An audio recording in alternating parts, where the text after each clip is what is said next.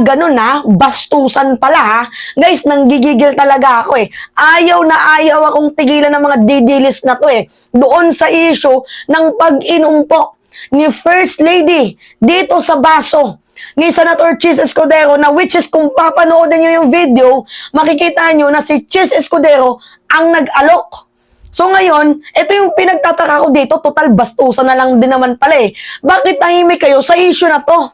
Ito, panoodin ninyo.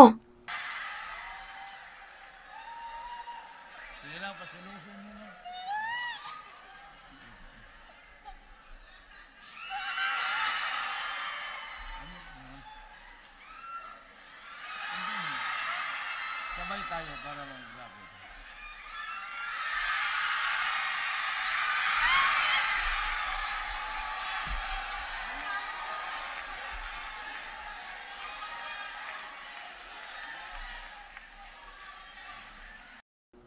Oh, bakit tahimik kayo sa issue na yan? Na kung saan itong si Digong nang halik sa national TV pa talaga? Pinakita yung kamanyakan? Ang titilok ninyo eh, no?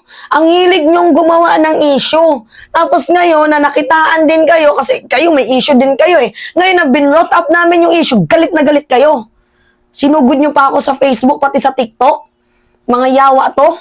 Kasi guys, sa totoo lang naman, wala naman po talagang dapat kamali-mali siya.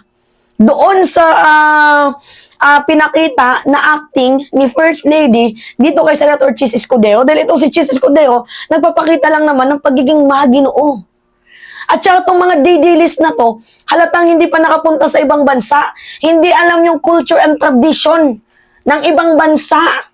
Try nyo kayang pumunta sa sa European country para alam nyo yung kinds of culture and tradition nila. Mga hayop na to. Sinugod nyo pa ako sa Facebook ko. Sinugod nyo pa ako sa TikTok ko. Tapos sasabihan nyo ako, bayaran. Guys, hindi sa pagiging defensive Hindi sa pagiging defensive kay First Lady. Kasi mali naman talaga yung ginagawa ninyo. Wala na kayong ibang ma-issue. Hindi sapat yung nagdodroga si President? Hindi pa ba sapat na bangag ang Presidente na mga ini-issue ninyo? Hindi pa ba sapat na may anak si PBBM sa kanyang pinsan? Hindi pa ba sapat yun? Hindi pa rin ba sapat na mayroong sex scandal itong si F. Elisa? Hindi pa ba sapat yun? Hindi pa din ba sapat na may kidnapping? May kinidnap na taga-Turkey itong si First Lady? Hindi pa ba sapat yung mga issue nyo na yon? Ha? Mga hayop na to. Alam nyo guys, kaya talaga ako naiinis. Kasi unang-una, hindi naman po yan national issue eh. Bakit hindi tayo mag-focus sa Pogo? Bakit hindi tayo mag-focus sa West Philippine Sea? Bakit hindi tayo mag-focus sa tawag dito? Corruption. Diba? Bakit hindi tayo mag-focus sa mga issue na kung saan mas mahalaga? Mga hayop na to. Kaya guys, sino hindi magagalit? Kayo na nga tong mali, tapos ako pa ngayon ang sinugod nyo sa TikTok. Ako pa yung sinugod nyo ngayon sa YouTube. Na nagko-comment ay bayaran yan si Mimalisya ni First Lady. Paano naging bayaran? Asan yung resibo ninyo? Grabe. O ngayon, kung buksan natin yung kabit issue ni Sarah, matutuwa ba kayo? Diong mano. Galing yan kay Epifanio Labrador na iniiputan ko noon Inday, ang kanyang asawa. At yung 125 million, kaya hindi niya daw masagot-sagot dahil ibinili niya ng gasoline station sa kanyang boylet. Sakit ba? Sa tingin nyo, nakakatuwa. Di ba hindi? Kung i-brought up namin yung issue na yan, huwag nyo kaming sisimulan. Dahil unang-una, ayaw namin ng gulo. Nananahimik ang tao.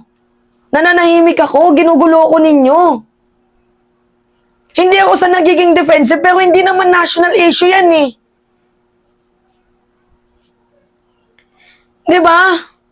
Much better sana kung pag-usapan natin yung AJK. Yan yung yung mas magandang pag-usapan. National issue talaga yan. Dahil up to this moment, wala pa tayong natatanggap na hustisya.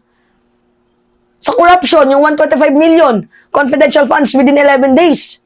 Yung 51 billion Yung 46.7 billion din na budget ng COVID funds na tinransfer dito sa PSDBM nang walang memorandum of agreement. Di ba yun dapat yung pinag-uusapan natin? Hindi yung mga ganitong klaseng bagay, guys. Ang babaw talaga ng mga D-list na to, mga gago talaga. Tingnan nyo ah.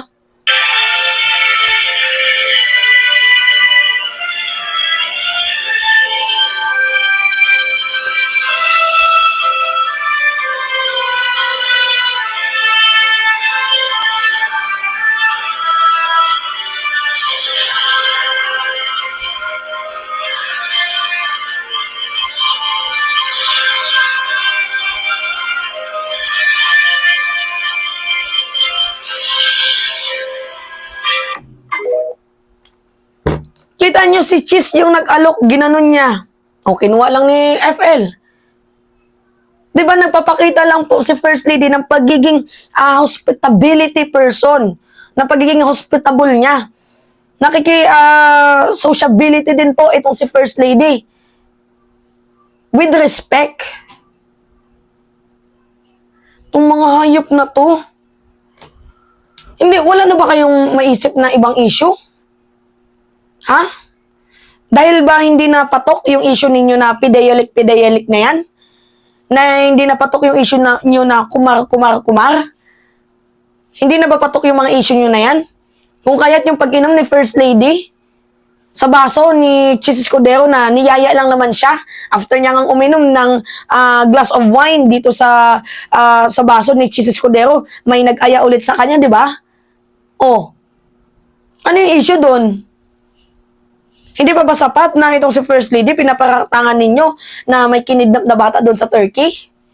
Hindi pa ba sapat yon? Nasaan yung mga utak nyo? Kaya nga guys, ayokong bumaba sa level nila. Pero wala eh, pinipilit nyo ako eh. Iniinis nyo ako, ginagalit nyo ako eh. Di ba dapat mas magreklamo kayo dito kasi pambabastos sa kababaihan? Kaya pasilusin mo na.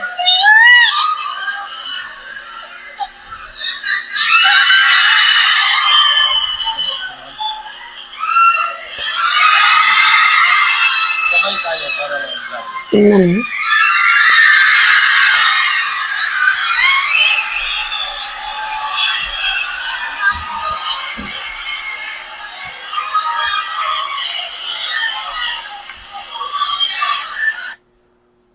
Oh, bakit tahimik kayo dyan?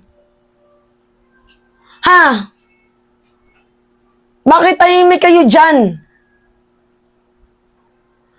Itong mga hayop na to. Ako ayoko nang makipag-away pero pinipilit nyo ako eh. Pinipilit nyo ako, tatamaan kayo sa akin. Yan yung sinasabi ko sa inyo. Diba? Ayaw nyo ng issue pero gumagawa kayo ng issue. Okay, sige.